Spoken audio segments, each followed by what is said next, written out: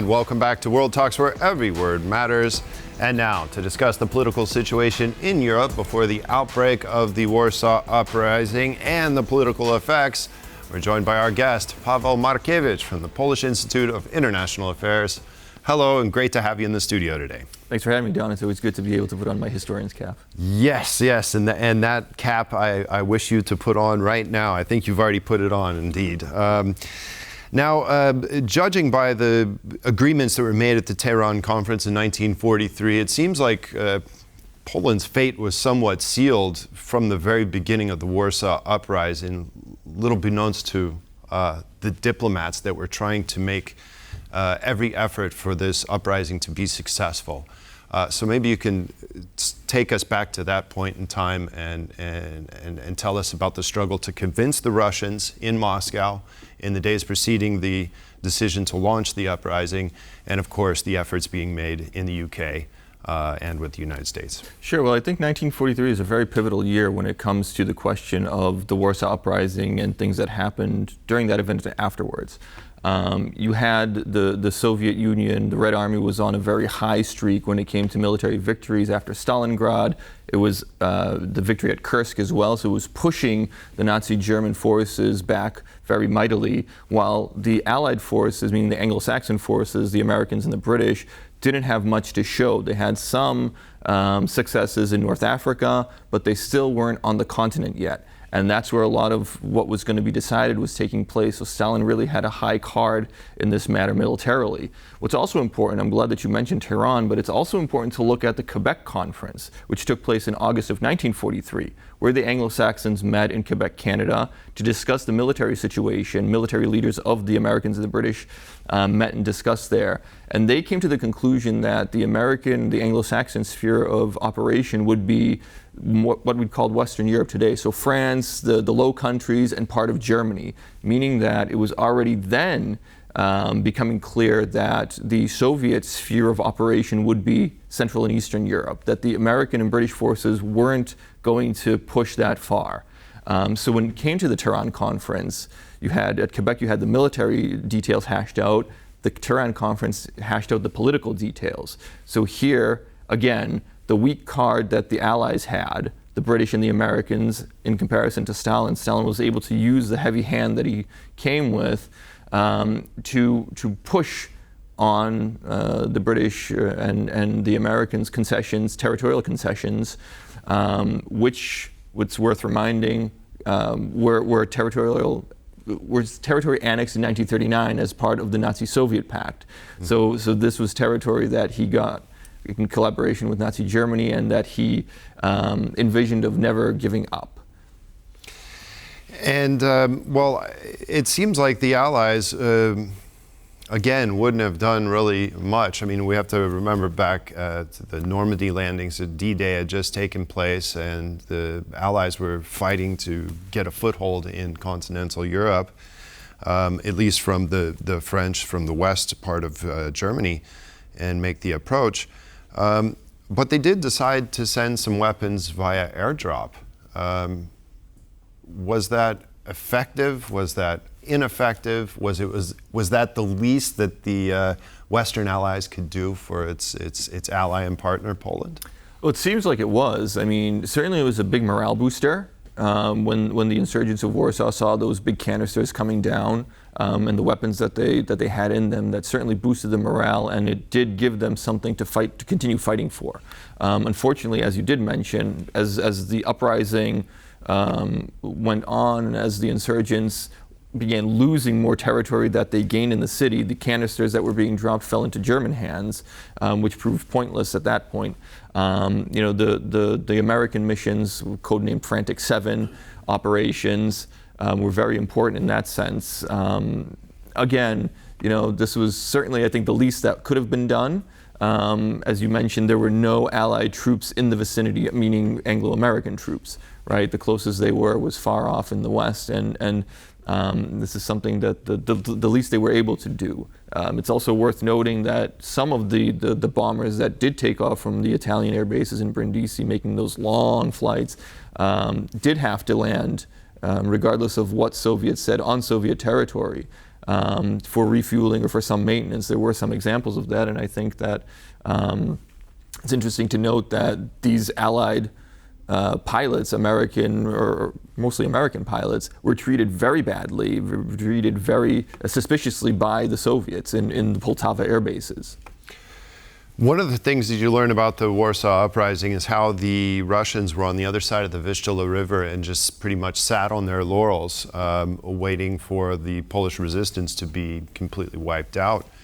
In addition, there's the lack of, despite the fact that they were allies with the Western powers, there was reluctance to allow the use of airfields, maybe on a limited basis, and they even shot at some of these planes and probably downed them. So why this approach from the Russians, who were supposed to be allies? Well, I think it's important to note that it was in the interest of Stalin to see the uprising fail, for one key reason. This was the remnants of pre-war Poland's elite intelligentsia as well. It can almost be said that during the Katyn Forest massacre, when about 25,000 Polish troops, reservists, part of the intelligentsia were massacred in 1940 and in 1940, that kind of broke the spine of pre-war Poland. Well, the spine was broken, but Stalin also wanted pre-war Poland to be beheaded, because pre-war Poland meant that it was an anti-Soviet.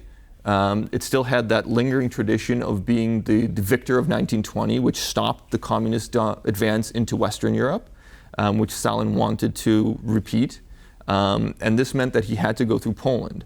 So this was a very difficult barrier to jump over, and he had to do it in a very brutal way. So as you mentioned, stopping on the banks of the Vistula, kind of watching the uprising smolder, in that sense, watching the Germans turn Warsaw into a siege city where they really destroyed everything and anything that was moving, or the buildings and the architecture.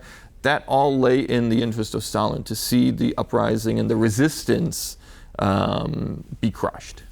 There's a lot of blame placed on the West, on the United States, on the UK, for not doing enough, for not helping enough during that time. But in your opinion, was the behavior of the Russians towards the Polish nation, the Polish people, the Polish state, was that maybe the main reason for the start of the Cold War after World War II concluded? I think you can make that argument that certainly what happened in Warsaw and kind of preceding lay kind of the foundations of what would be the difficult Cold War and the difficult relationship, especially between the United States and the Soviet Union, for 40, 50, 60 years. Certainly, I think the Allied leaders began to see, and it certainly became evident after FDR left, when he passed away and Truman took over, the difficulty that the Americans would have when it came to the Soviets, when it came to, for example, the understanding of free and fair elections, what that meant for Americans and what the Soviets understood that as, when it came to what democracy meant for Americans and what democracy meant for Soviets, right? These two different understandings, these two different kind of cultural clashes almost, and a lot of that, lay in what happened in Warsaw and just prior to that. A famous quote, I believe, from Mark Twain was, "History doesn't repeat itself, but it rhymes." Here we are standing in a free Poland for over 3 decades now.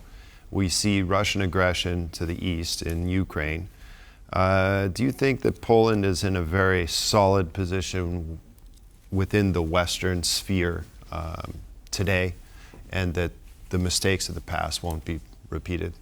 Well, I think it's certainly anchored in that Western sphere, right? Being a member of NATO for about 30 years now, 25, 30 years, part of the European Union, that certainly helps anchor it in that Western sphere economically and security-wise. So there's no question about it that Poland's in a much better place than it was in 1939, for example, or even in 1944, 43, 44. History tends to be cyclical. Right? It has its ups and downs, and it's often just changed different clothing, for example. But one thing that's important to note is that when it comes to Russian attacks or Russian invasion, whether it was in 1939 or whether it was, when they came back in beginning in 1944 onto Polish territory or in Ukraine now. Whenever the Russian military enters somewhere, it takes a very long time for them to leave. So when they were in Poland from 1944-45, they didn't leave until the end of 1993.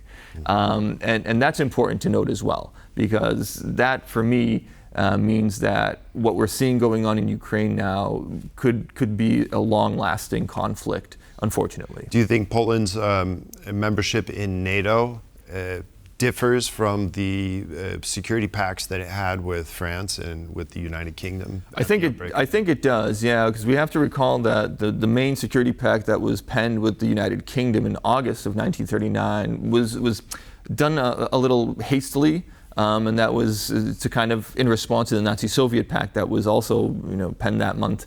So a lot of what was written in that Polish-British pact was elastic and kind of last minute.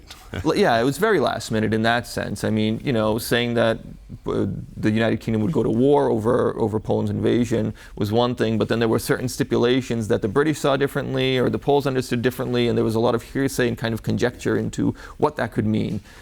So I think that comparing that to Poland's placement in the North Atlantic Alliance now, where it's clearly stated at least that in Article 5 that attack on one is an attack on all, there are these mechanisms in place that could certainly secure or help secure Poland or any other ally, heaven forbid, that if they're attacked. Well, on a day like today, let's hope that an event like Warsaw Uprising is definitely in the past and not in our future. Paweł Markiewicz from the Polish Institute of International Affairs, thank you very much for joining us. Thanks so much. And that concludes this edition of World Talks. Thanks for joining us, and stay with us for more here on TVP World.